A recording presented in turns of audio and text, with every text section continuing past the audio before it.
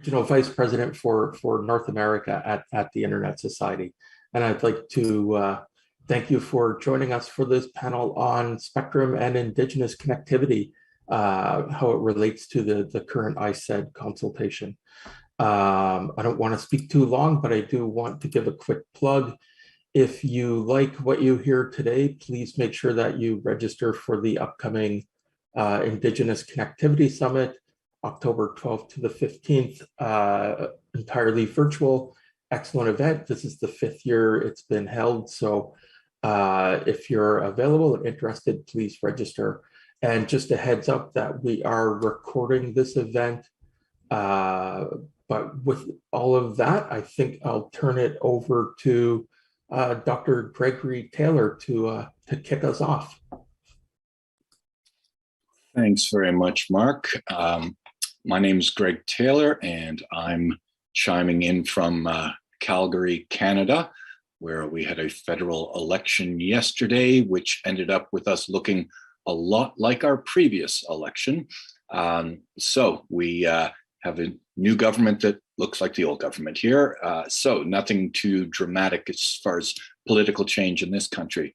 I'm very happy that I was asked to moderate this panel today on such an important topic, one that I've been covering for a while now and doing some research in this area. We often talk about the wired aspect of internet connectivity, but there's so much that can be done with wireless, and wireless requires spectrum. And so this is an area that some people fear to tread because it often gets mired in some of the technical jargon. We're going to do our best to avoid that today, but be warned, you can't escape the technology. And I suspect if you're on this call, you have a little bit of knowledge in the field anyway. So we will certainly have to deal with some of the technical issues. One of the things I like to mention when we're talking about spectrum policy is the fundamental fact that it is a public resource. And that is the underlying quality for a lot of the legal aspects of spectrum policy worldwide. It belongs to us. And that makes it a very different, different issue than a lot of other areas of our internet ecosystem. So we're going to take a look today at some of the new developments in Canada. I'd like to point out that we're specifically dealing with one of the consultations going on with ISED in Canada right now, but there are a couple, and it's worth taking a look at what's going on at ISED. This often flies under the radar. CRTC often gets more coverage here in Canada, our national regulator. In Canada, the CRTC does not handle spectrum, unlike the FCC in the United States. So I would like to introduce the panel today. I'm going to let them introduce themselves, and then we're going to jump right into some of the questions that we're going to be addressing on the panel. And then I really look forward to hearing from some people. I already recognize a few names that I see on the list here, so I know that we're in for a lively chat when this is done. Steve, can you get us started, please? Just introducing yourself. Sure. My name is Steve Song. I'm a policy advisor with Mozilla Corporation. I also work with the Association for Progressive Communications on policy and regulatory issues related to community networks in the global south. And Steve, are you coming to us via satellite again today? I am indeed. I'm enjoying the pleasures of a Starlink satellite terminal, which is currently perched on my roof for the second day in a row. And the results are what you see here. I'm joining you from Nova Scotia. All right. Also part of spectrum policy, which we'll be getting to. Okay, Laura, could you introduce yourself, please? Sure. So my name is Laura Tribe. I'm the executive director of Open Media. We're a nonprofit grassroots organization that does policy and advocacy work around trying to connect people who are most impacted by policy decisions with the actual people making them. So hopefully we'll get into a little bit of that today. And I'm joining you from Ottawa, the traditional unceded territory of the Algonquin Nation, or election HQ, unfortunately, for the past little while. So I think the election will probably factor a little bit into how to funnel into this consultation, hopefully a little bit over the next little while. Great, thank you. And also, we're really happy to have Dara with us today. Dara, can you just introduce yourself, please? Yeah, absolutely. Yad ish Dara Blackwater Yidishya, Bish Bachain, Schlit, Dot Sinajani Bashish Chin, Adot Bish Bachai Dashache, Adot Touch Ini Dashnale. My name is Dara Blackwater. I am a citizen of the Navajo Nation, your neighbors down south in Arizona. I'm currently in New Mexico. And I work for the University of Arizona. I'm a law and policy fellow. I started working on spectrum policy and telecommunications policy in law school when I did an internship in Washington, D.C. under the Assistant Secretary of Indian Affairs.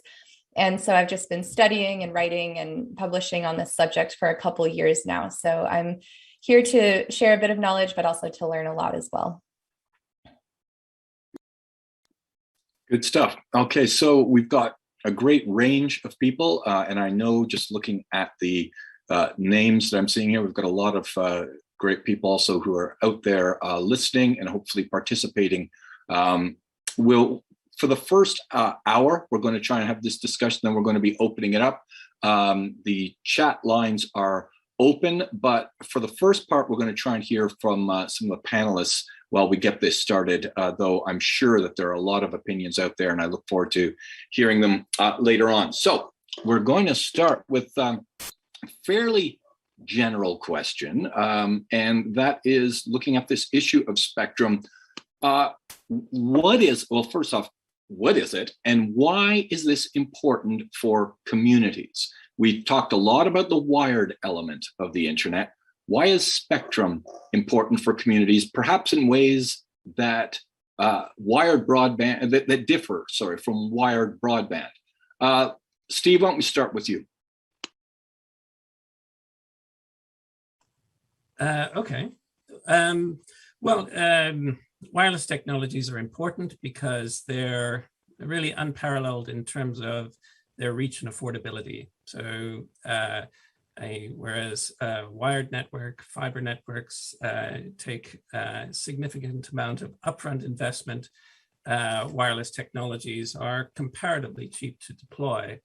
But there are limitations to how they can be deployed.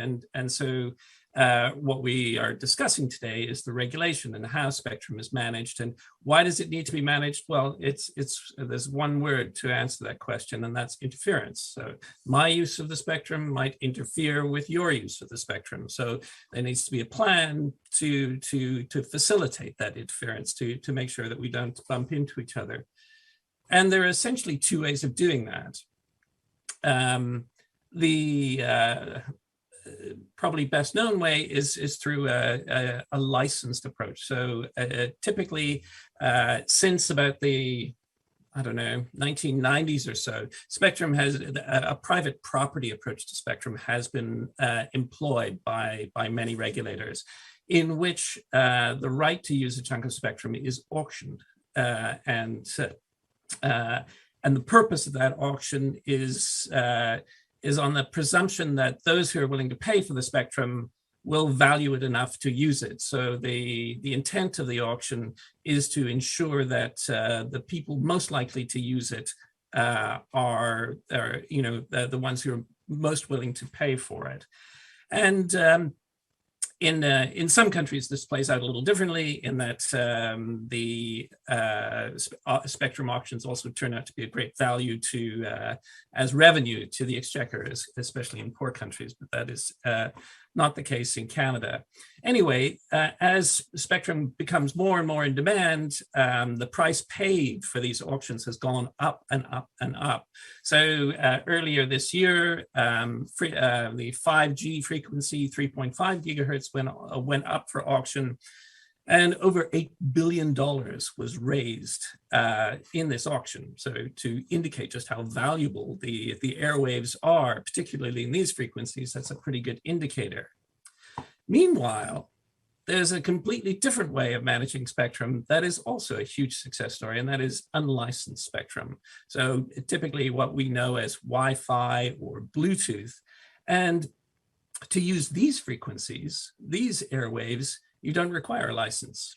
all you have to do is follow a set of rules. So it's a kind of rules-based management as opposed to a kind of administrative-based management that you get from auctions. And the rules say you have to keep the power down quite low, and you also have to speak politely, and that you have to listen to see if anybody else is using the airwaves and wait until somebody's finished talking. And those simple rules have proven to be hugely successful, to the extent now that Wi-Fi itself is about a $2 trillion a year industry, and we see Wi-Fi everywhere. It's, you know, it's in our homes, our refrigerators, our weigh scales, hotels, bars, you name it. So it's a massive success story, but it has these tremendous limitations, which is the power output. So if you wanted to provide wireless access to a community, and you wanted to do it with Wi-Fi, which is how many community networks operate, you need a lot of Wi-Fi access points, right? You need to put up a bunch of them around, and that takes effort and maintenance, and you increasing, you know, a larger number of points of failure. Whereas if you wanted to use licensed spectrum, the $8 billion option, you could put up one tower and cover an entire community. So that presents, you know, it's a much lower lift in terms of being able to provide coverage, but there is this massive barrier of the cost of that spectrum. And even while the technology for delivering LTE and 5G is dropping dramatically, you can put up an LTE base station for under $10,000 now. It is the price of that spectrum that is holding things back. And the reality is then that for those operators that have paid billions of dollars for the privilege of using that spectrum, where are they going to build infrastructure? Well, they're going to build it where they generate the biggest return on their investment, and that's going to be in comparatively wealthy urban areas. And so the reality with licensed spectrum, and most licensed spectrum, is that it's dramatically underutilized in rural areas. And that's kind of where we are today, is that we have this massive problem that, you know, we talk about spectrum as a scarce resource. It's not scarce in rural areas. There is plenty of spectrum in rural areas, and that's what this ISED consultation is meant to address. I think I'll stop there. And we can get into the details of the consultation in a few minutes. Okay, thanks a lot, Steve. Dara, I'd be really interested in your take on that. Do you see things differently? I mean, yes and no, not necessarily. I think that's a really good summary of exactly what's happening and what creates the digital divide in rural areas, especially. So a lot of tribes that I've worked with on their connectivity and setting up their networks are in rural areas. And that's where America in general is largely underconnected. And I'm sure Canada is the same. So you have this rural issue of it's hard to connect to those areas, more expensive. ISPs are not as motivated to connect to those areas. But at the same time, then you add in the tribal aspect of it, where it's harder to get contracts through. There's more red tape because you have to work with the tribe and the BIA and all sorts of national historic preservation rules, that it just can be even more difficult to even lay fiber, build that infrastructure, create these contracts and these relationships that will actually get things built. So I think, yeah, Steve, you did a great job of laying that foundation for us. And what I'll add here is kind of flesh out my work, which is this idea of spectrum sovereignty. And we had really good discussion about this on our prep call yesterday, where we're trying to figure out how this idea fits into this conversation even and into governmental consultations at all. Because spectrum sovereignty, let me just kind of lay it out for you first. The idea here is that spectrum is a natural resource. It's not something that the internet service providers are creating. It's not something that the FCC or the ISED or TC is creating. It's just something that naturally occurs on the land. So spectrum for anyone who doesn't know, is short for electromagnetic spectrum. And it's just naturally occurring waves that we have figured out how to use for telecommunications purposes. But it's not just telecom that we can use spectrum for. Spectrum is anything from sunlight to these waves that we can use for telecom. So my argument as an Indigenous woman and someone who went through law school and has studied these things is that spectrum is a natural resource that is encompassed in our treaty rights. Just like water, just like oil, gas, minerals, and the land, this is something that, especially today, especially in the midst of a pandemic, this is something that we need to live. And so we really need this connection for our economies, for our education, for our healthcare right now in this moment. And this is not the beginning of it. We have, I think, a big argument against mine is, well, it's not in the treaties, it's not explicit. But in New Zealand, the Maori, they have put it under, they call it things treasured. And that's everything from their children to their water, to their spectrum. Anything that is valuable to that Indigenous community is encompassed in that treaty. In ours, we say they found it more sort of, I think it compares to like the Winters Doctrine, which has to do with water, which is that you have, when the government made reservations for us, it meant that we were supposed to have everything that we needed to live on these reservations in order to live as long as the waters run and the grass grows. And that includes spectrum, that includes water, that includes sunlight. This would be, in my mind, it's the same as the government putting up solar panels over all tribal lands and taking all of that sunlight and then selling it and keeping the money, right? And so you kind of get disenfranchised twice, because not only are you not getting the sunlight, you're also not getting the profits that a different government is making from your energy source. And the same goes with spectrum. Like I said, sunlight is on the spectrum. It's the same sort of waves that we're talking about. So that's sort of spectrum sovereignty in a nutshell. We can talk more later, and I'm happy to drop an article, my most recent article, in the chat as well, where you can learn more about this argument and just kind of how we're thinking about this. So I don't mean to blow up this entire consultation. I mean, yes, of course, it's great that we're working toward these consultations. It's great when governments listen to us. And there's a much bigger picture here that I think needs to be addressed and discussed as we have these conversations about consultation and what this management should look like in the future. Thank you so much. Thanks, Dara. That sunlight analogy is a gem. That really puts it, I think, nicely into perspective. So I think that can capture what we're talking about. If I can just follow up with a quick question. At the FCC right now, are you getting traction on this in the US, or how? And I know that might be too big, but I can't help but go there right now. Does the FCC see things the way you do? I've asked a few FCC officials how they see this, and I think that their take on it is, well, it wasn't mentioned in treaties, like as if in 1884 we were going to say, and we want all of the spectrum for our telecommunications towers that we will ever need in the future. And because that sentence is not in the treaties, they don't see that it's included. My argument is that it's for use and occupation, like I said, which is the same way we've gotten other resources.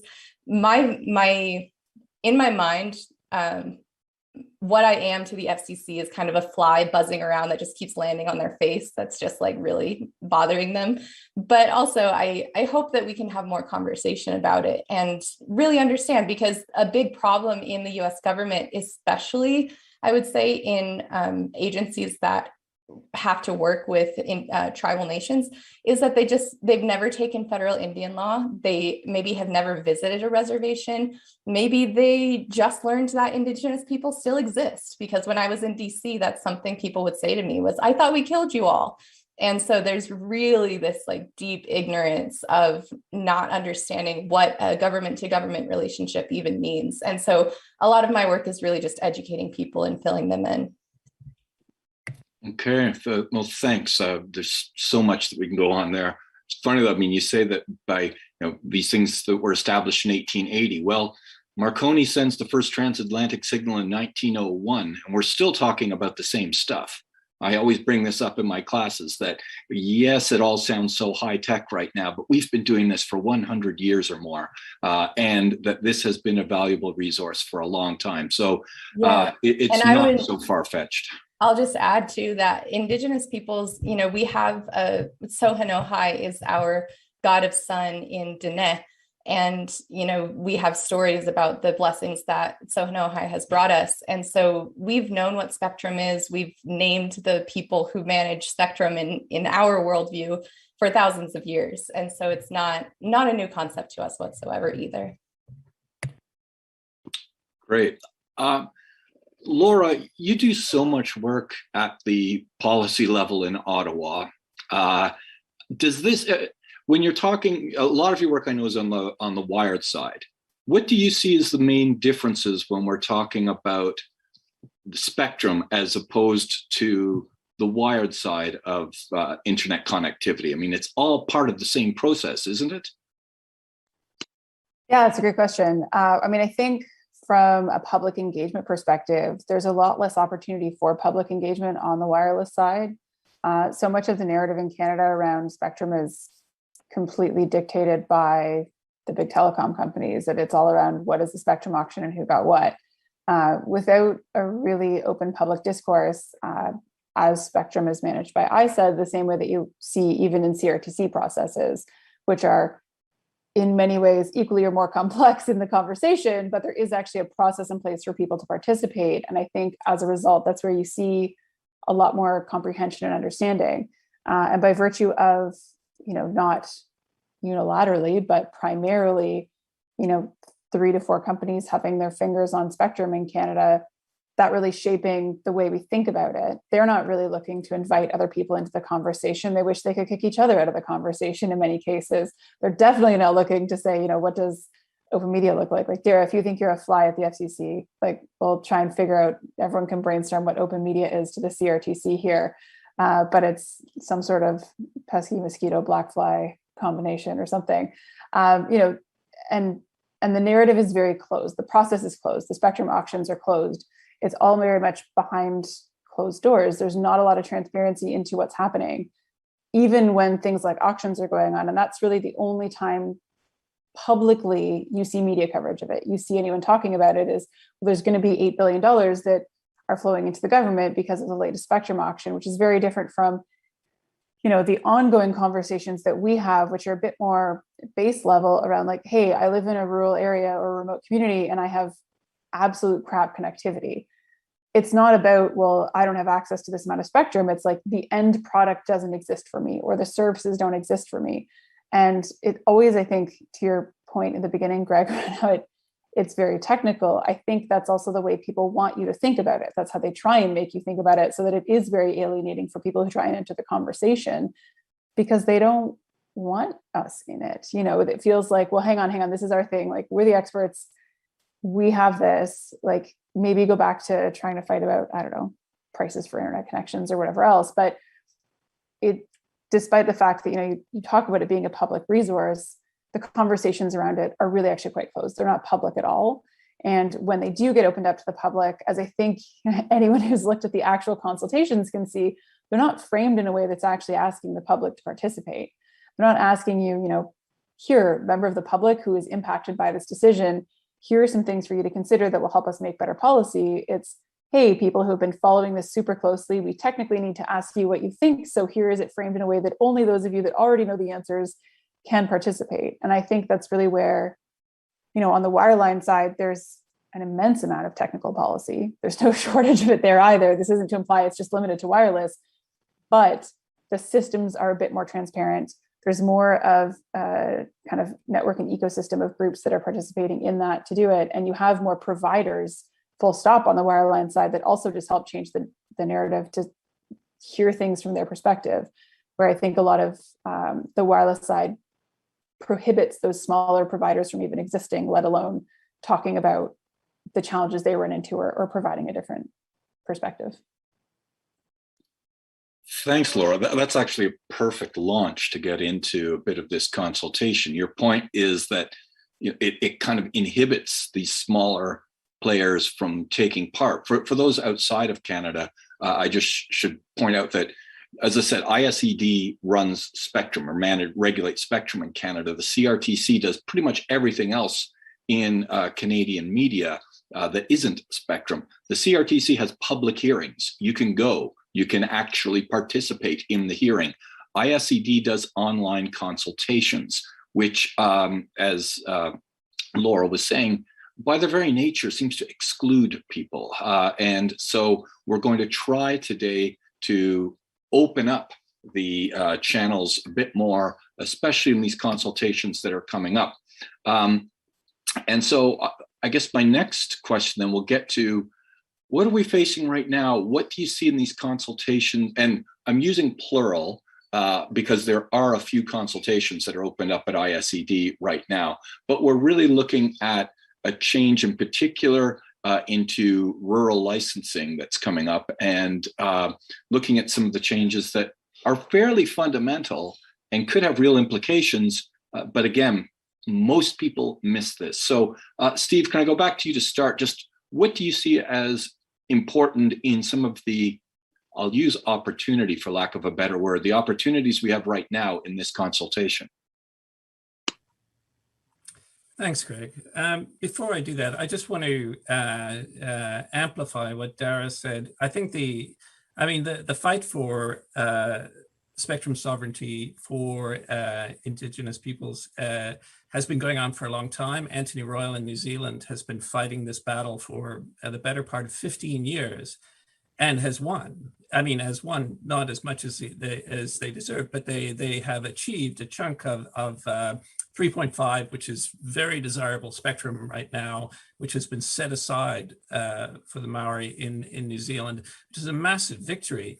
But it's also a really timely one, because it's only in the last couple of years that the price of access technologies, LTE and 5G access technologies, has come down so dramatically. And now there are 40 or 50 different manufacturers producing low-cost equipment in this space. So, I mean, the time is definitely now in terms of, ramping up that the advocacy for spectrum sovereignty. And the other thing that's happening now, which is directly related to this consultation, is that everywhere regulators are realizing, oh, we have a rural problem. And that, all of this, these exclusive licenses are actually largely leaving fallow spectrum in rural areas. And so there have been attempts to around the world in the last few years. In Mexico, and the Rhizomatica, a nonprofit there, along with Redis, have successfully lobbied the regulator to set aside some spectrum specifically for Indigenous communities, specifically for access in underserved areas. So that's one way of doing it. In New Zealand, the regulator, alongside of the spectrum that has been set aside for the Maori, have also created something called a managed spectrum park, where they've set aside a chunk of spectrum that's just for small operators, and those small operators can access that spectrum on a sort of granular basis. In the US, last year, there was a huge auction as well of something called the CBRS band, which is also in 3.5 gigahertz. I'm sorry if I'm going too fast with the acronyms, but CBRS is called the Citizens Broadband Radio Service, and it represents a real milestone in innovation in spectrum management, in that it creates a tiered access approach, in that there is a primary exclusive spectrum holder, which is the military, and then they auctioned some of it, and then they kept a piece of it for general access. And so you access this software system that determines what spectrum you can have. It's quite complex, and it's quite unique to the US, which is why perhaps nobody else has taken that route yet. But in the UK have done something quite innovative, and it's on the UK model that I think the Canadian consultation is based, and that they've created two new licenses, spectrum licenses. And the first spectrum license says where spectrum has been licensed but it's not being used, we will issue licenses if we think it's appropriate.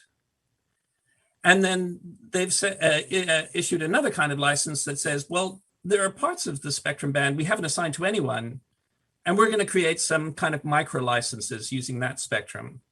And so those are the two different kinds. One is licensed but unused, and the other is unlicensed, or spectrum that hasn't been licensed to anyone yet, but is not Wi-Fi or any of those, but one of the sort of, LTE bands or 5G bands. So those are the two big categories. And we see that in this Canadian consultation. Most of it is about this kind of licensed but unused category, but there's a second piece looking at spectrum that has not been assigned yet. And so this is super interesting because it means that where you have an operator that's, paid for spectrum, but they haven't chosen to build out, whether because there's been no build out obligation or it's uneconomic, then ISED can say, well, we're going to give it to this community, and we'll allow them to build their own infrastructure. And because of the technological changes and the manufacturing ecosystem, it's totally possible now for community networks to build and manage their own LTE, even 5G networks, which is super, super exciting. But the devil's in the details. And I think that's part of what this consultation, needs input from civil society on, because if you set the barrier to actually applying and getting and paying for that spectrum too high, then community networks won't get a look in. In many places, and especially the UK, I think they haven't oriented it towards community networks or cooperatives or anything like that. It's all about private LTE networks. So if someone's got an industrial estate or a large corporate park, and they want to offer broadband to their employees, well, that's where they've sort of oriented this ask for. And so I think, in terms of responding to this submission, those are the details we want to focus on. And I think, for instance, for Indigenous communities, there's an easy ask there to say, there should be no fees here. I'll stop there. I'm surprised that Indigenous communities aren't dealt with more explicitly in these consultations. It seems to me that this is a real opportunity missed at ISED. We talk a mean game about expanding broadband accessibility into all kinds of places. We're talking a lot about treaty rights and Indigenous rights in Canada right now. Here was a golden opportunity, it seems to me, and we haven't really seen that very much as far as concrete measures on the ground. Dara, we talked about what's happening in Canada yesterday. Did this sound familiar to you, or is this something that you've gone through, or you haven't dealt with it yet? Does it seem like something that echoes what's happening in the US right now? Yeah, I would say that there's a lot of similarities. As far as the golden opportunity goes, ours, I wouldn't call it a golden, a good opportunity for tribes to get a hold of some spectrum came a couple of years ago. I think it was in 2019, where they did a 2.5 gigahertz spectrum tribal rural priority window.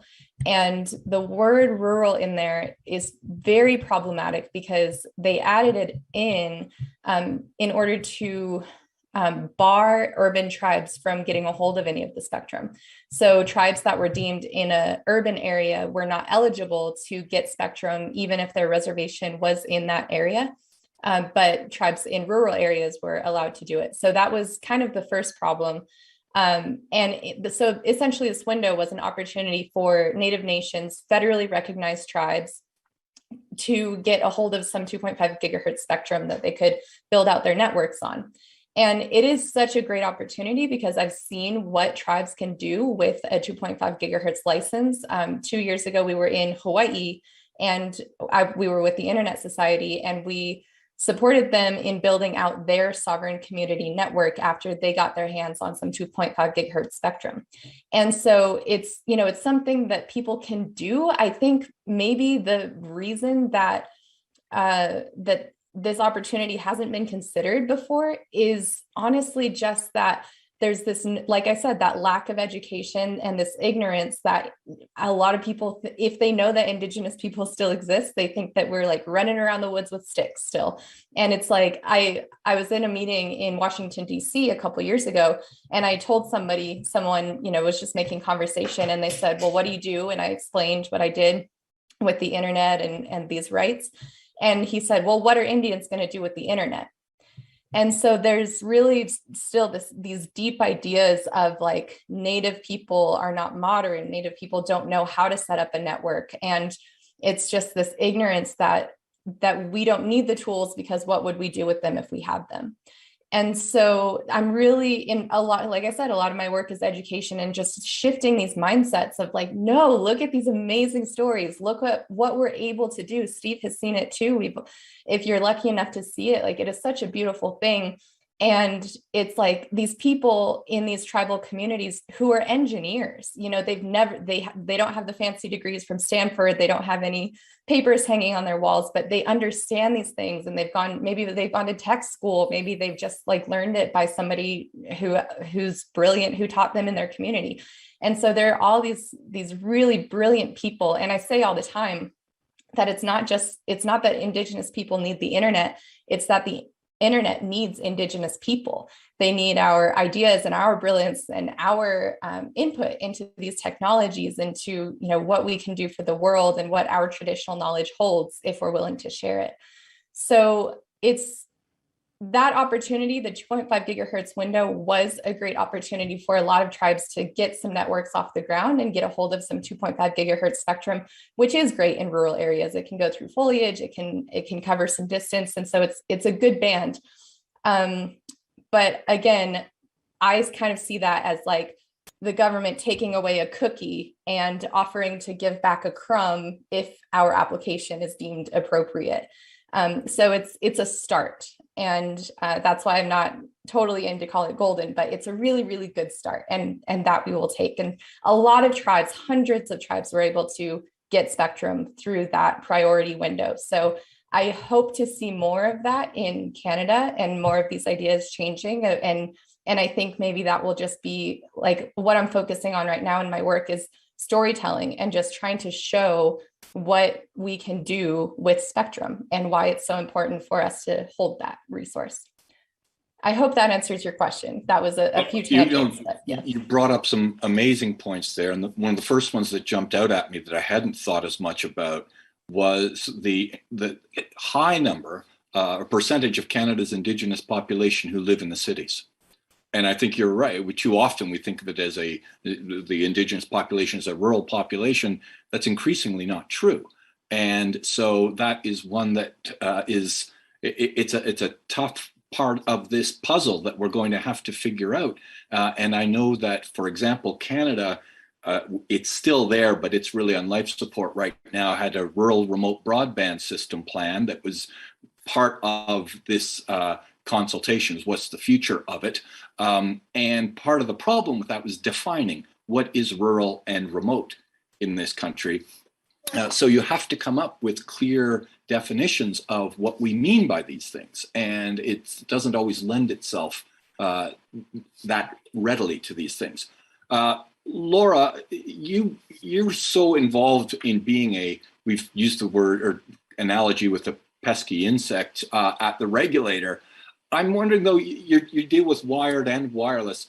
Does the Indigenous issue come up in Ottawa? Do you hear it much? Great question. And actually, I was going to build on something you said and Dara said. That's the perfect lead in. I mean, I think you asked, you're surprised that Indigenous communities are not included. And then I think Dara gave like 5 examples so casually of like the bullshit racist views of Indigenous communities that you have to deal with that are framed and supported by the people that are making these consultations and these decisions in the first place. And so like, kudos to you for all the work you're doing with the immense amount of patience to do that kind of educational work.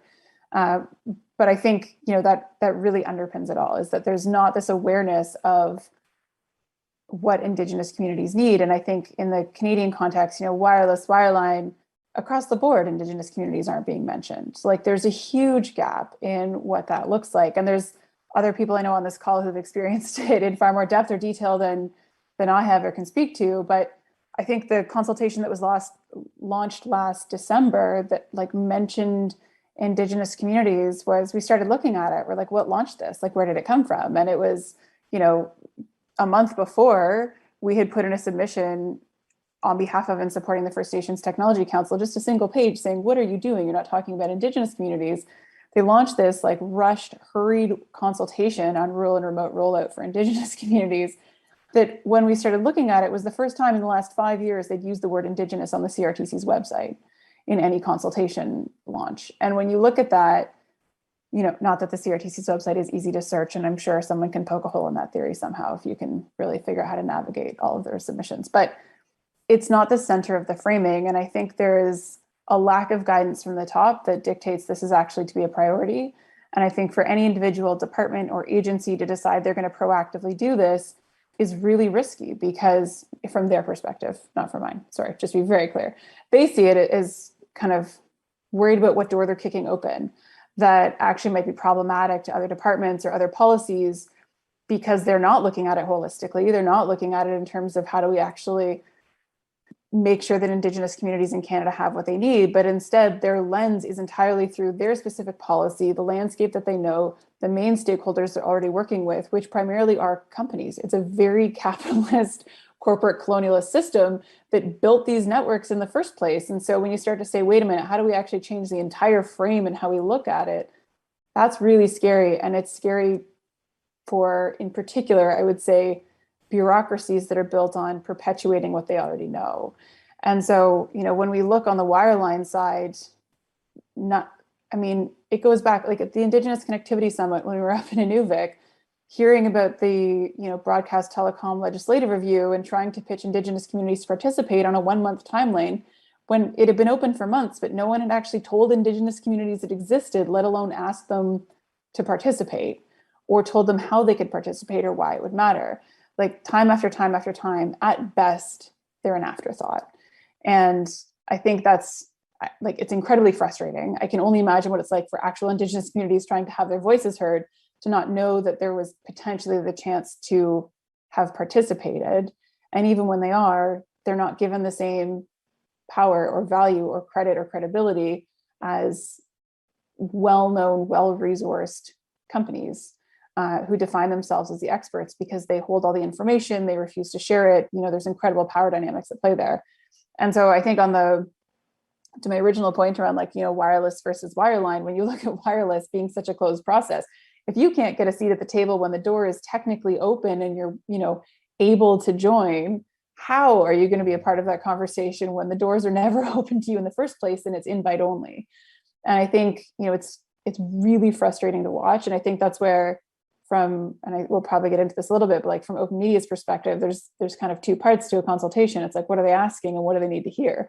And they're definitely not asking what they need to hear. And how do you make sure that you kind of fit in the second part, despite whatever they might put in the first part? I see Steve put his hand up. It probably sparked something there for him to jump in on. I see Steve's trying to jump in there. Sorry, Steve.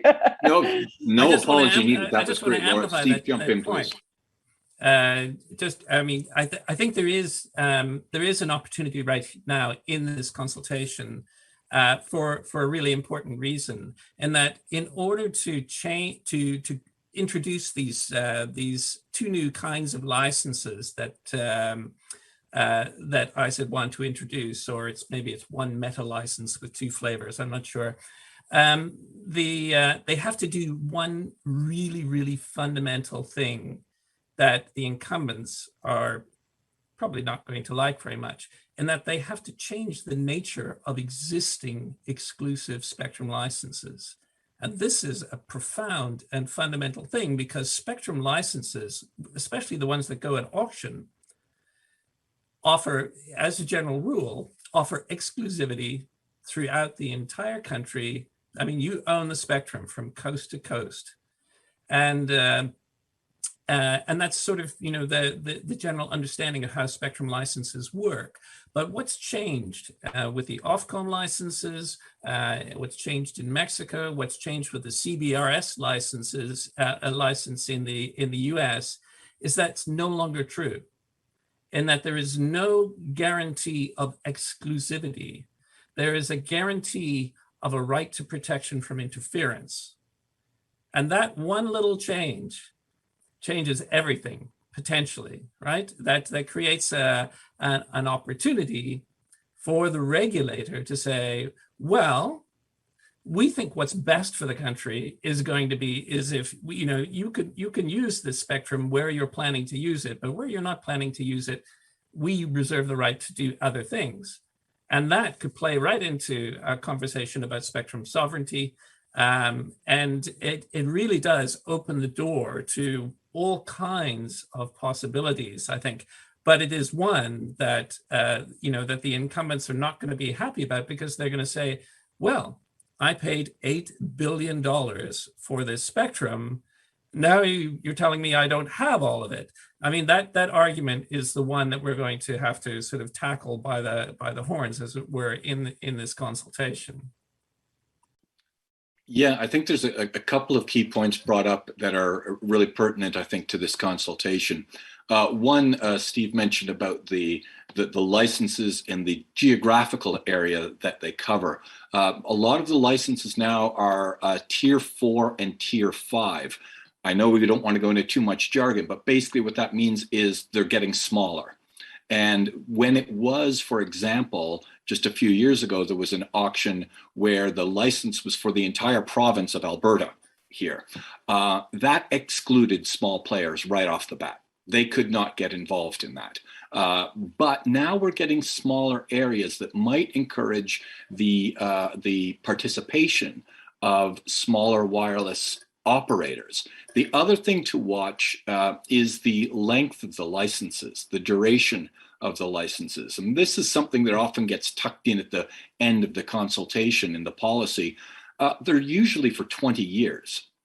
20 years is forever in digital time. I've been arguing against this for 10 years. I've sent several things to ISED saying, why are we doing these for 20 years?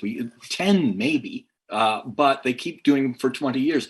So those that get the licenses feel that they have a real sense of private property, and that they are locked in there for 20 years.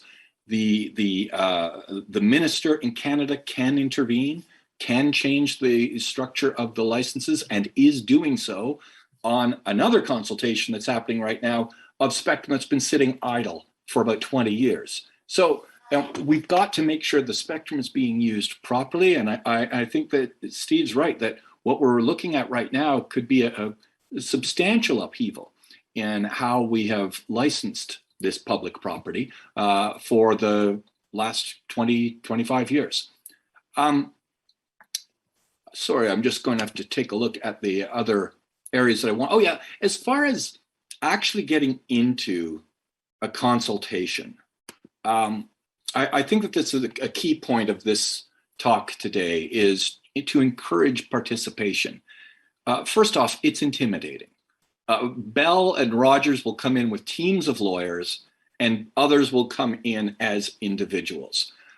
It's my experience that even though you don't necessarily bend the entire discussion of the consultation, you do get read, at least in my experience. They'll give you a little citation somewhere. You can have a voice. If I were to, Laura, can I just go to you? Because again, you've done a lot of work in this area. What would you say to people who are just they're not sure if they should participate in this consultation? What would you say to someone who's just kind of on the fence that way? Do it. Is that too short of an answer? I mean, I think, looking at, there's all kinds of consultations. So we're talking about the CRTC and ISED and all the different platforms, and they all have their merits. They all have their, difficulties and weaknesses. I think when you look at this type of consultation coming from ISED, coming from a government department, it's a signal that they're planning on doing something, and they want to know how to do it, and they want to know what will make them look good and how to do it right. And so as much as this is an incredibly bureaucratic, tedious, technical proceeding, ultimately it's overseen by an elected official who has a very strong political agenda with a mandate and polling data, right? And like those are all the factors that go into the final outcomes of this. And so in consultations like this, you know, to my point that they're not always asking the questions they need to be asking, it doesn't mean they don't need to hear what they need to hear. And when they open the door, it's really important not to miss the opportunities to kind of kick it open a little bit further and maybe force them to think about things a little differently than they came into it, because these consultations come quite clearly with an agenda in mind. They're thinking of doing something. They're kind of pitching what they're thinking of doing. They're waiting to hear. And there's a few things that happen after the fact. You will get your citations, Greg. You probably get more than you're giving yourself credit for. But I think, you know, at the end of that process, they have to read every single thing that goes in. They're obligated to. And whether it makes into their final recommendations or not, it's forced for someone to have to process that. But there's other pieces of that consultation beyond just the final recommendations or legislation that come out. You know, they have to compile it all and report what they heard from everyone. And that forms not just the basis of what they do, but also the way they think about how they frame their response. Because if they get a ton of responses, and I think this is really where, you know, open media maybe skews on the volume side more than people on this call might, but, you know, they can't ignore the fact that people overwhelmingly told them something. And so even if they're choosing not to do it, they have to justify why they're not doing it, or they have to give an answer or a reason. Or if they completely ignore it, they get called out, because now you have something on the record that says you were told this and you didn't acknowledge it. Why did you move forward without it? And so it can be intimidating on something that's technical. It can also be frustrating when you're not sure if your voice is going to count, but it's the only way to start moving the dial on some of them. And so I think, you know, tell them what you think they need to hear. And on proceedings and consultations, and, you know, we hit this all the time. They feel like you need to be a decades of experience telecom lawyer who's gone through every policy and proceeding in the past 20 years to know exactly how to reference and footnote every single thing to make your case. And sure, that's great. And if you know one, get them to help you out.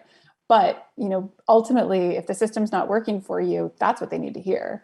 Because if they hear overwhelmingly the status quo is broken, it helps them justify needing to do something to try and change it. And even if you don't know exactly what the solution is, they need to know that they have to start looking for one.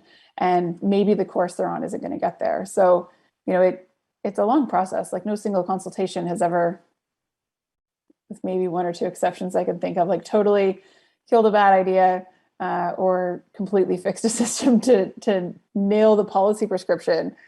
But I think that, you know, if you don't say anything, the absence of information is equally weaponized in those consultation proceedings.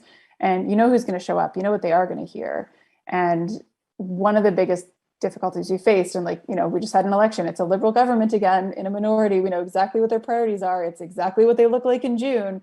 There's nothing new here. You know, what we've really seen from this government in particular is, I mean, from a public interest perspective, death by consultation. They'll ask you to make sure that you have to submit. And if you don't, and I think this is the real risk, if you don't, they say, we asked and no one cared. We gave you a chance and no one participated. And it gives them what they think is a full cover and remit to do whatever they wanted because no one participated. And it's a ton of pressure and it's exhausting. And I'll spare you all of my other rants about why the system is not set up to encourage public participation. But I think when they do kind of invite people in, it's really important to make sure that people show up, or else they either stop asking or they assume no one cares. And that's where I think, you know, the more we can actually make sure people are saying stuff, the better. Thanks, Laura. I think that's great. Something I'd like to add to this is that when you look at the consultations online, one of the things that's so intimidating if it's your first time going through it is they'll usually have 15 to 20 questions that they want to have answered. You don't have to do them all. And don't worry about it if there's, 10 of them that you don't even quite get where they're coming from on that. Answer the ones that really hit home for you.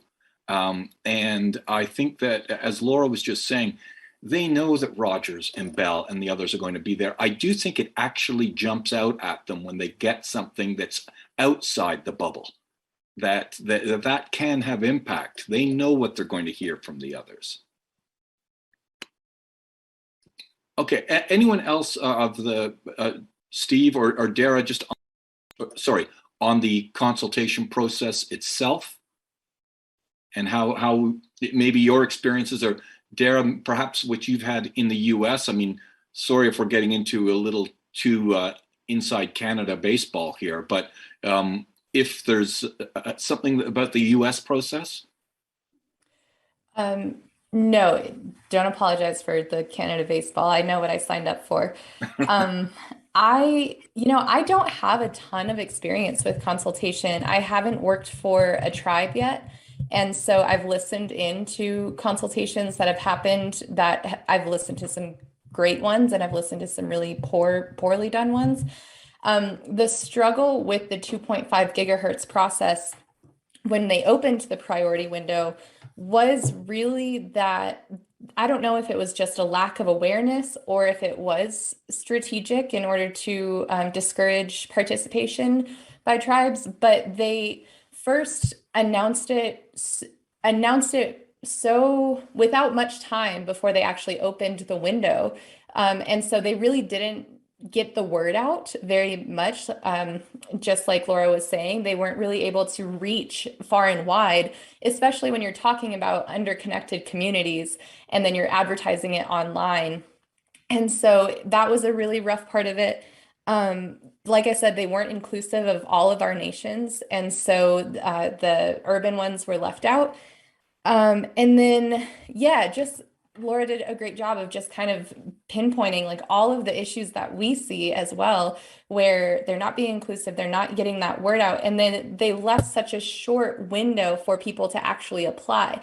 And when we're talking about tribal nations, we're talking about governments that actually need time to process resolutions and, get their people on it. What is this?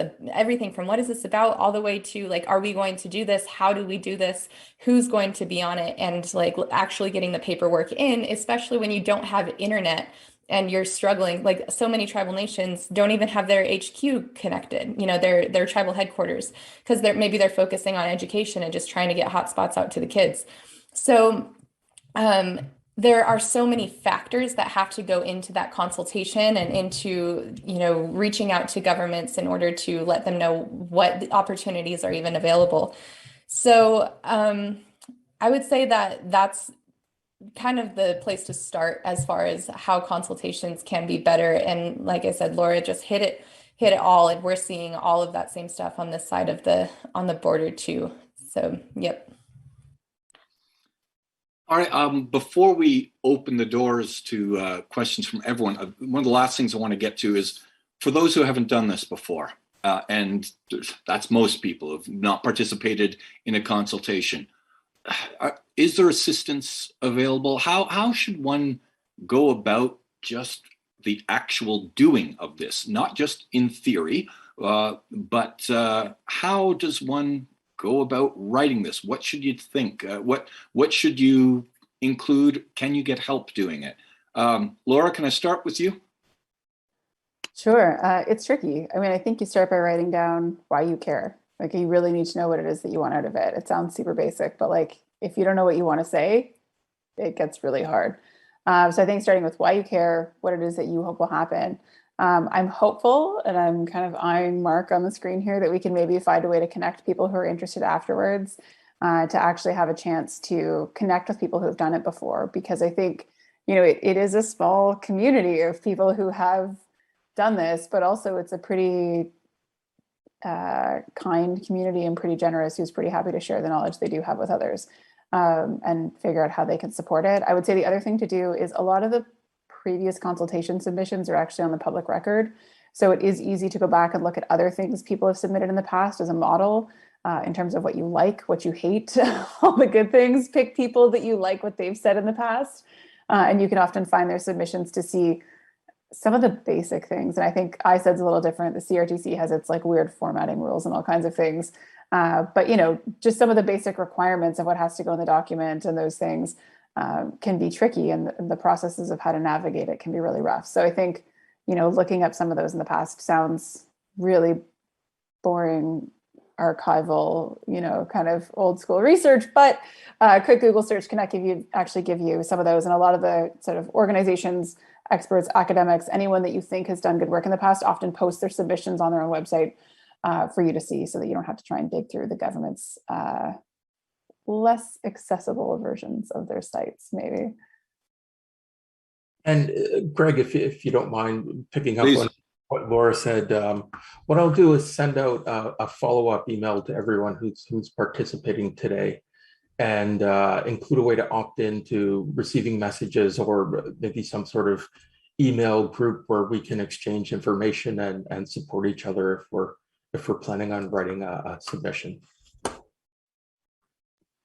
All right, that would be great to have some support for people. Okay, I think we should have to we should open things up here to the many great people we have who are in on this call. One question I wanted to deal with that I saw in the chat room was, is there a group, this is Sally, is there a group reviewing the Telecom Act?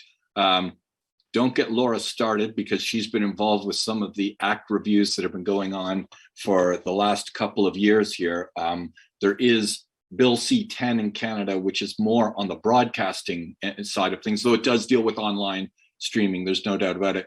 But right now, they've kind of steered away from this. And this actually, I think, is an opportunity for us, is that the government right now, it's in that moment now where it's malleable. I mean, they haven't even announced their minister yet in this area. And they have not telegraphed exactly where they're going with changes to the Telecom Act. And in Canada, you've got the Broadcasting Act and the Telecom Act. Some say we should have one big act. I was one of those, but I think I've lost that argument. And most are saying we need to have one for the culture side, which is broadcasting, and another for the telecom. And anyway, so this is the Telecom Act has not been updated, but they say it's going to be sometime soon. All right. So what I want to do now is open this in as fair a way as possible to questions from the floor. So the lines are open, and let's see here. Oh, Radio Communication Act. Oh, Bram was right. Yes, that is one. That is part of the spectrum management, spectrum regulations in Canada. Okay, any other questions, comments that people would like to engage with at this point? Hi there. So I think my question's for Dara. So Dara, thank you for your background and stuff like that. So I have a question for you. So we do stuff like with early learners, especially First Nations kids.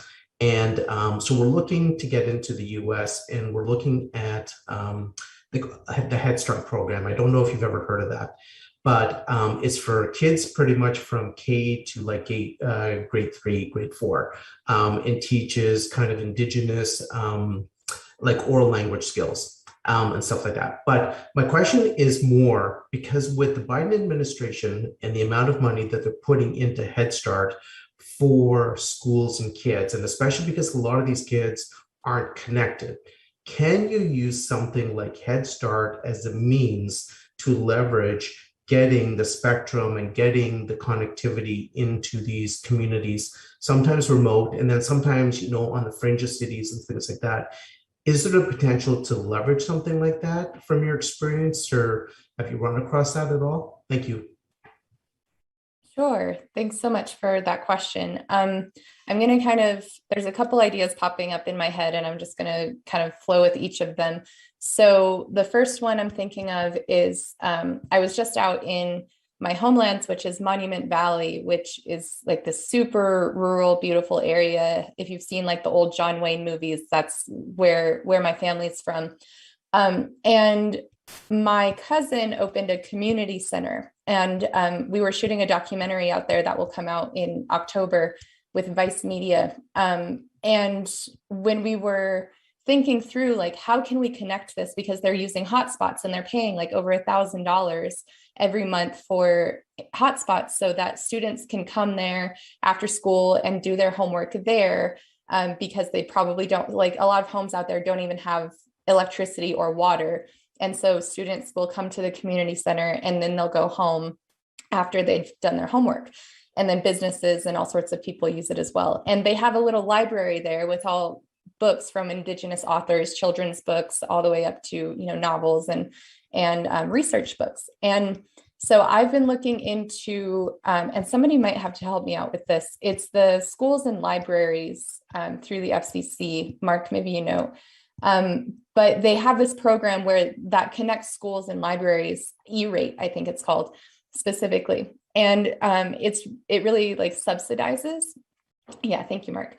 And so it really is supposed to, it's less about building the infrastructure and more about subsidizing the internet so that they don't have to pay as much in order to be connected.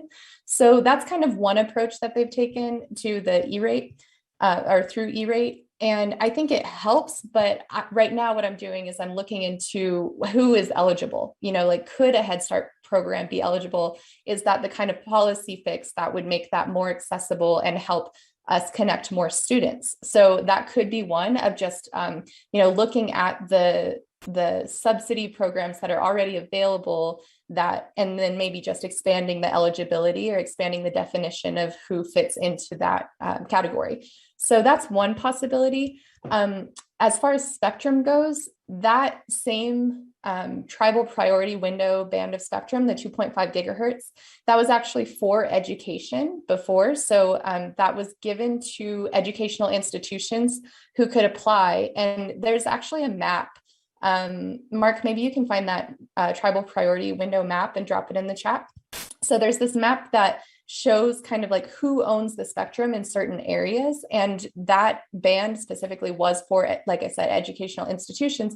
So when you click on, you can see who owns each band of spectrum in a geographic area, and it's all educational institutions. It's like the University of Arizona, all the way down to like small charter schools in like a local community. And so those educational organizations, they were able to utilize that spectrum. And then that spectrum kind of shifted to this tribal priority window. And so it's kind of a mix now, I think. And so as far as like getting spectrum, that is an option. And I know like PBS has certain bands like that as well, that they get either at reduced cost or for free, public broadcasting systems. And I think, and so I think there are options, and it might just be a policy fix to expand, like I said, those, like who is eligible for that, who's able to apply for that, or it could be making something new. And if it's just something that like where organizations and heads of organizations like you all across Canada have this need, then maybe you get together and say, hey, we have this need, let's talk about how to fill this and create a new, bigger program, which is obviously a much bigger project. But it's just, I would say that figuring out how big the problem is the first step, and then figure out which is the best approach, because there are options like that. I hope that answers your question. No, it does. Yeah. No, we're talking, like I'm going down to South Dakota in a few weeks, and we're meeting with a whole bunch of like tribal elders and stuff like that, and talking about our program for language and cultural revitalization through what we do as a company. But at the same time, one of the challenges that they always come back to, and this is in Canada too, because we're already in the Canada marketplace, but I guess we never really thought about it so much as how broad spread it is in the US, that a lot of these, the communities that they live in aren't served by internet. And not that our program is fully based on internet, we only needed to do the assessment because we have to basically baseline every child that comes into our program. After that, you don't necessarily need the internet, but with that, you have all kinds of challenges. And so we're, with this program and what Mark and what the Internet Society are doing, I think has been awesome. I've been following this program for a few years. And so we're trying to find ways, and because my background is also telecom, I also have a love for, making things work in these networks. And so, can we give them guidance to, here's stuff that you need to think about without necessarily building the infrastructure, but can we give them, like, say, links or people we can connect them with, like yourself, that can help them do that kind of stuff to help support them while we try to support them as well. with the revitalization and things like that we're trying to do. So yeah, so anything I'm trying to find like anything that can kind of just get us working with some of these communities that are asking us for help, but we just can't seem to help them for certain reasons, right? But Head Start and the amount of money they're getting right now is phenomenal. That's definitely helping a lot of the communities, I find, get access to resources, even hire teachers where they couldn't hire teachers before, I think is huge. So anyways, thank you. I'm carrying on too long. Thank you. Yeah, also, I'll put my email in the chat and please follow up with me and we'll see what we can do as well. Okay, perfect. Thank you. That's great. Thanks for the question. Eric, you were next. Would you mind saying where you're located as well? I'm interested to see where people are coming in from today. And then I've got Reza and Rob in the chat room with questions as well. So Eric, the floor is yours. Well, I'm Eric Huerta from Mexico. I'm part of Rhizomatica. Just to congratulate for the panel and all the intervention. It's very interesting for me, and I just downloaded the article Dara has shared with us about the indigenous people's sovereignty right to the spectrum, and it's something we have been working a lot in Mexico. And I just wanted to share some point that I think it was very important and opened a lot of windows in our legislation. So in our constitution, we have a right that is now part of the Declaration of Indigenous Rights, of the Rights of Indigenous Peoples, that is that the government has to guarantee the conditions so that the indigenous people can own and operate their own media. So that's the full question, and that's the Article 16 of the UN Declaration. So when it came the National Act on the National Act on Telecommunications, National Telecommunications Act, we ensure that in one of the articles that talk about the spectrum planning, it established that when the spectrum planning is done, shall consider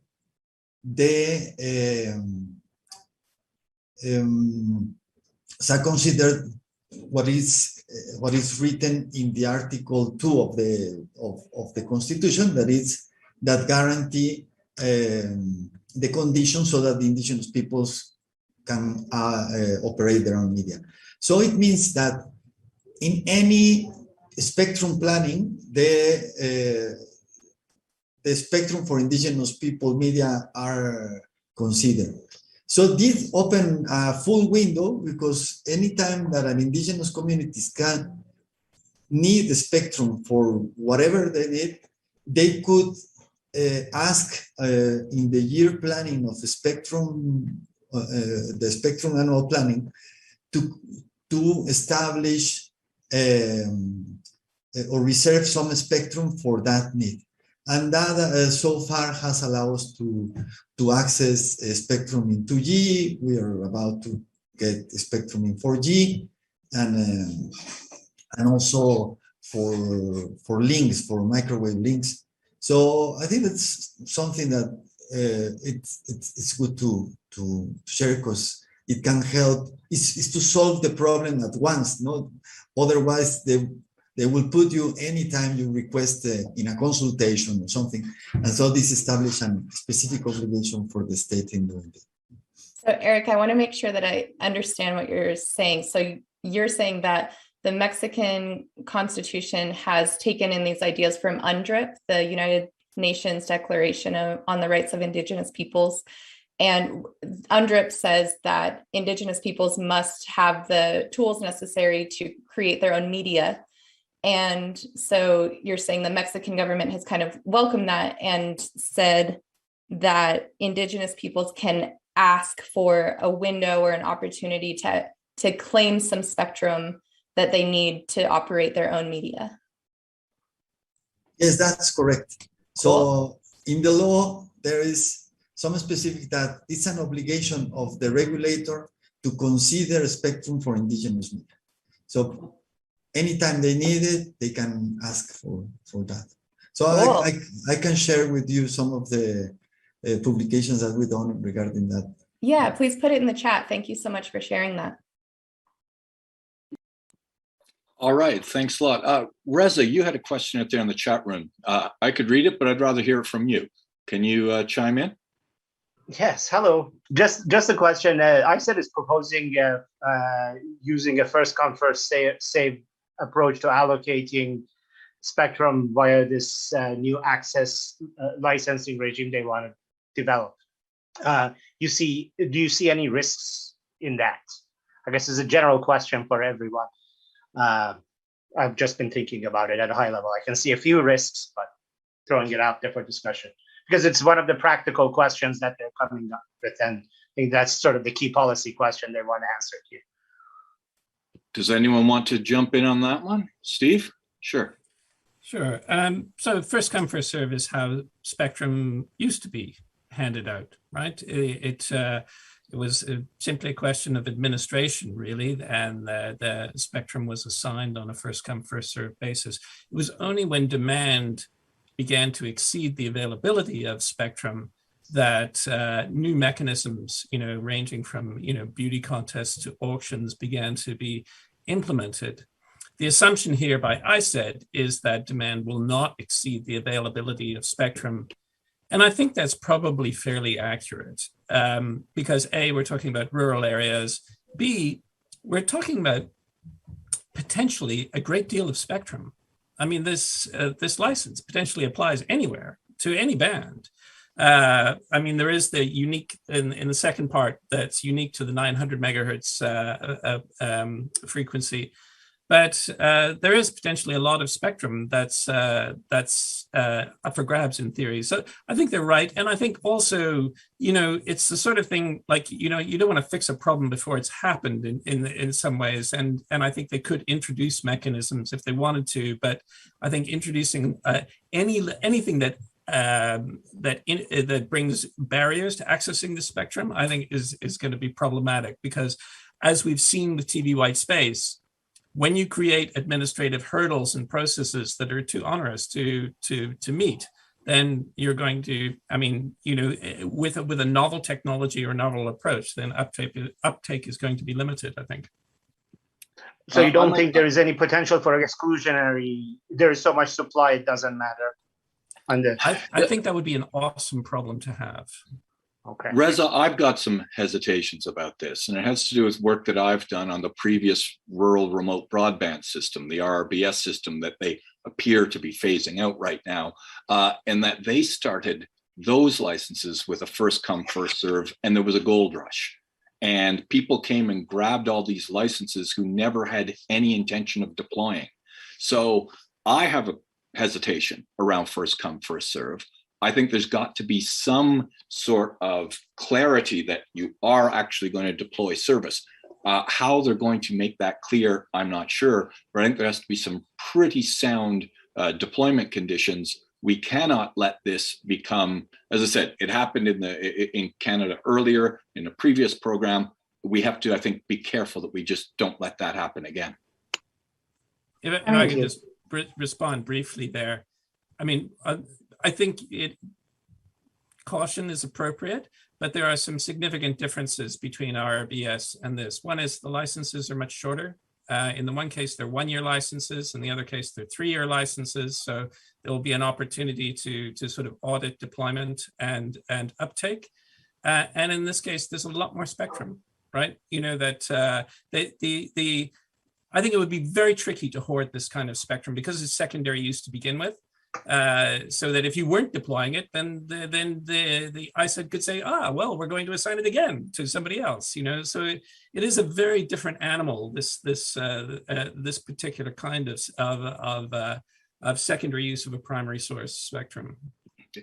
Reza, what's your take on it? No, that was just my question. I wanted to get other people's feedback. The trade-off between exclusionary potential. So, I mean, for example, connecting it back to the indigenous community discussion that we've been having, if there is no coordination and first mover advantage, people and somebody else might jump on it, and then if they will be excluded later from using it. right? Say like, and also the size of the license matters, because let's say you have a village and a mine nearby. If the mine goes for the first come first serve license and there is limitations on it, then you're not going to be able to get it for the village next door. Can I just one thing to add to that? Oh yeah, please, Laura. Yes. Yeah, like I agree. I think, you know, I am far less of an expert on like actual spectrum deployment than all of you speaking. So it really comes from in kind of approaching these things, which I think some of you can appreciate, is really like, how could this go wrong, or how could it be misused or abused? And I think, you know, when you look at first come, first served, to Dara's point previously around like, you know, you're dealing with actual governments that have to figure out if they want to move forward on this or how they want to handle it. If you're looking at prioritizing Indigenous communities, I think Sally just threw a comment in the chat, like, can you actually do first right of refusal in some cases? Like, there's a, do you want it built fast, or who do you want to have control over it question? And I think historically it has been using the argument that we have to have it built fast that tends to continue to perpetuate the same people who already have the mechanisms in place to respond the fastest, to be the ones who can navigate the bureaucracy to get there first, or to figure it out, which I'm not saying necessarily applies in this case for spectrum, because again, this is not my area of expertise, but I think that, like, as I'm trying to think through it, for me, it's really like, is the point to make sure that just anyone gets in there, and that does make it kind of this like really fast gold rush rapid response, and then, you know, hopefully there are accountability mechanisms to make sure it's actually built, but then do we end up with like a half-assed Bell network through all the northern provinces and territories that they eventually abandoned? But in the meantime, you know, Indigenous communities could have been building it up themselves from scratch in a way that actually they wanted and they have ownership over. So like, it's, the systems aren't, speed is not always the factor in terms of who is the most equipped or suited, I guess, to receive it. But again, like, you all know more about like how much spectrum there actually is and those kinds of pieces than I do.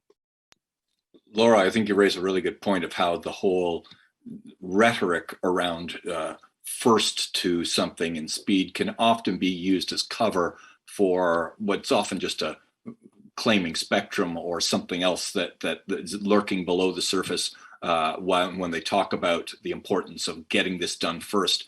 The race to 5G is a case in point right now that we're seeing in the wireless world. A lot of people are arguing it's a race that does not have to be run. I also noticed that Rob McMahon had a question on the chat room. Rob, can you jump in, please? Yeah, hi. Actually, Eric already answered it. It was about the case in Mexico. But I do have another question, if I can. I'm just wondering if any of the panelists have any advice for things like coalitions with service providers partnering with communities in order to develop a shared project to access and deploy spectrum. Do you have any lessons or suggestions or questions that communities might want to ask or be aware of in these kinds of cases? Thanks, and I think we've got people who can maybe deal with that from a variety of geographical locations as well. Anyone on the panel want to jump in there? Just briefly, I do quite a bit of work with a data sovereignty group hosted by the University of Arizona, and that's really like the first red flag that just goes up in my brain is data sharing, and just making sure that you have those contracts really tight in a way of like, what does consent mean in the community for infrastructure going onto the lands?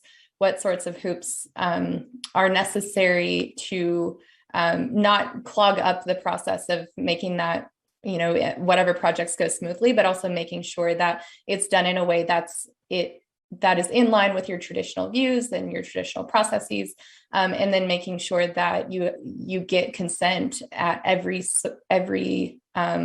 along every step of the way, as far as that traditional knowledge, as well as you know, the data of that community, and is that being stored? Where is it being stored? Who has control over it? Do you have the power to bring it back at any point in time? So that's just, there's so many things to consider, but the first thing that pops up in my brain is just making sure that that Indigenous data stays with that community in whatever way those leaders think is right.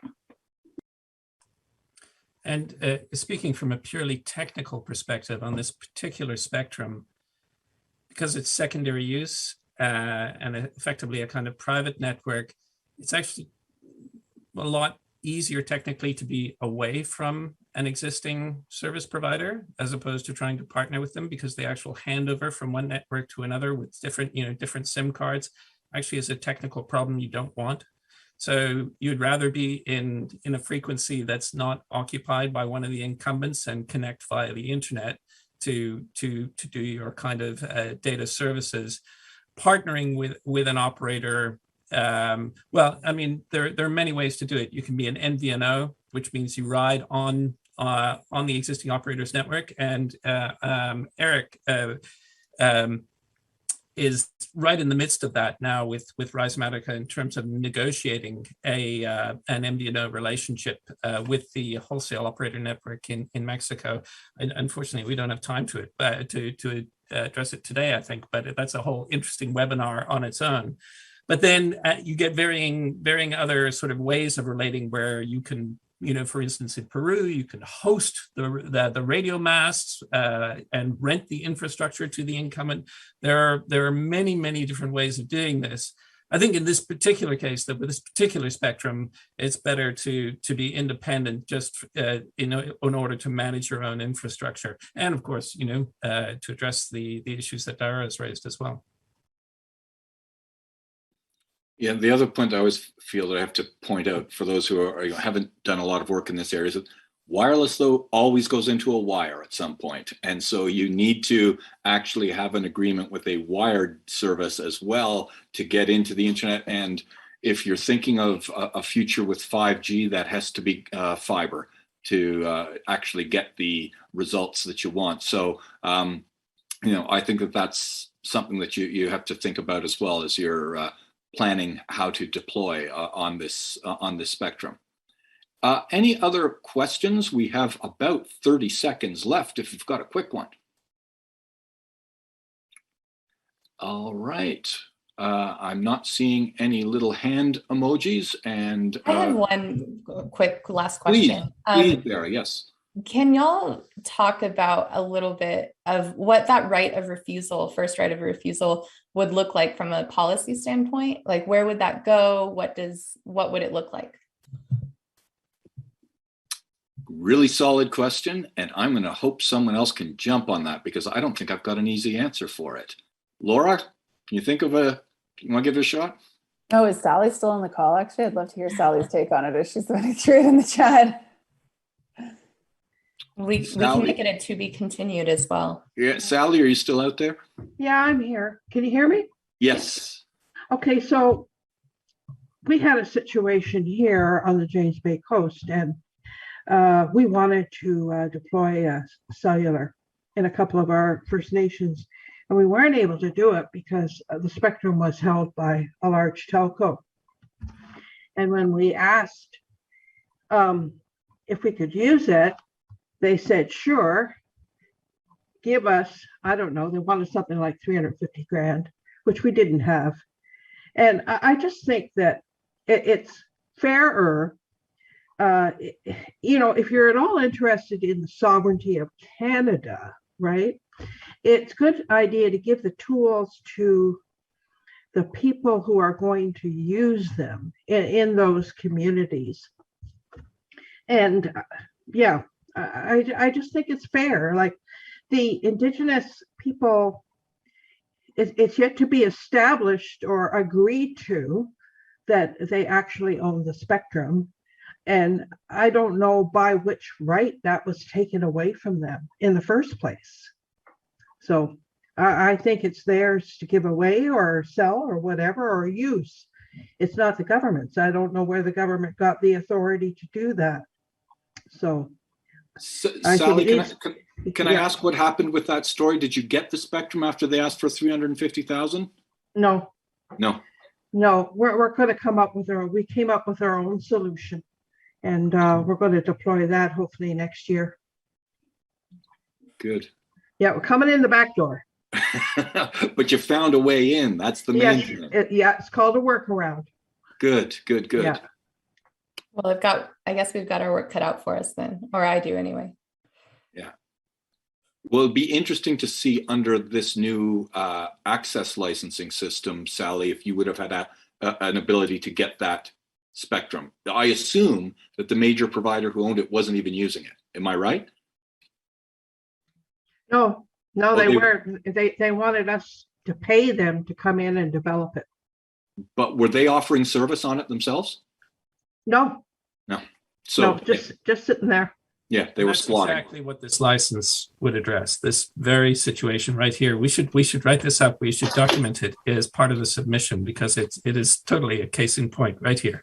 Yeah, Sally, you've got a golden submission right here. I do hope that you'll be part of this. Can you write it for me?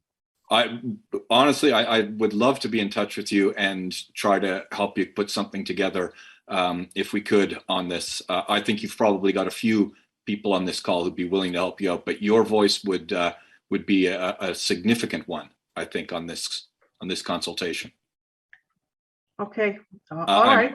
I'm happy to put my email on the list here. Okay, Or Mark can send it out, either way. all right, thank you. Okay. All right, we're a little over time, so I'm going to turn it back to Mark, and thanks, everyone. Thank you to all our panelists. That was an amazing discussion. Yeah, in terms of follow-up, I'll be sending an email out probably tonight. We'll also have the recording of the session available. I'll try and include as much information about the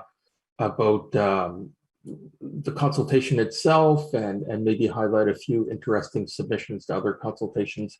There've been a couple posted in the chat, but since we're over time, just a huge thank you to everyone, and register for the Indigenous Connectivity Summit if you get a chance. Thanks, everyone.